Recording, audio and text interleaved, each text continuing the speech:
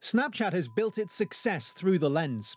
But there isn't any filter that can disguise this fact. The markets are worried about it. I think there's a sense that Snapchat might be in over its head. Stock prices have plummeted since Snap, the parent company, went public back in March. Shares at $27.09 back then, down to their lowest point so far this year, $11.83 in August. Experts now expecting it'll make $1.6 billion in revenue next year. That's down from $2 billion back in April. I think there are a lot of investors who feel like they may have paid too much for the stock.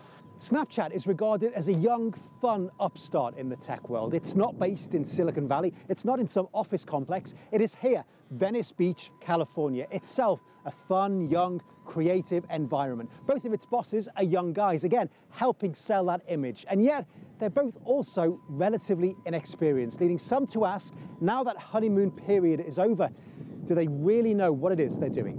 Snapchat has several $billion in its bank account, but the fact is it's going up against some tough competition, and so it's really got to find a way to distinguish itself.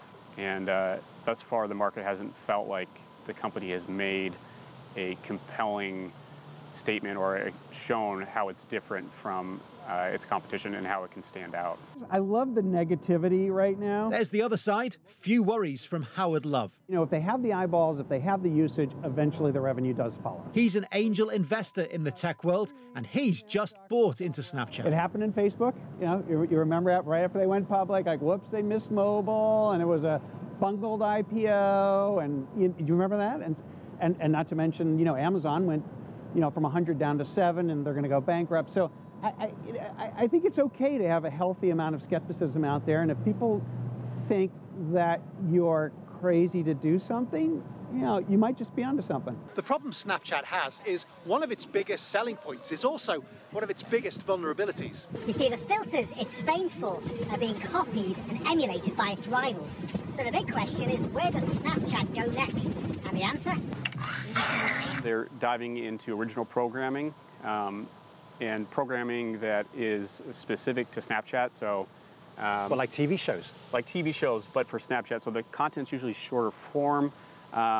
It's usually made to be shot vertically, so the perspective is different than a TV show.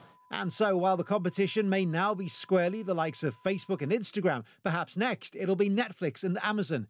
Snapchat's future direction still a little out of focus, whether investors like it or not. Phil Lavelle, CGTN, Los Angeles.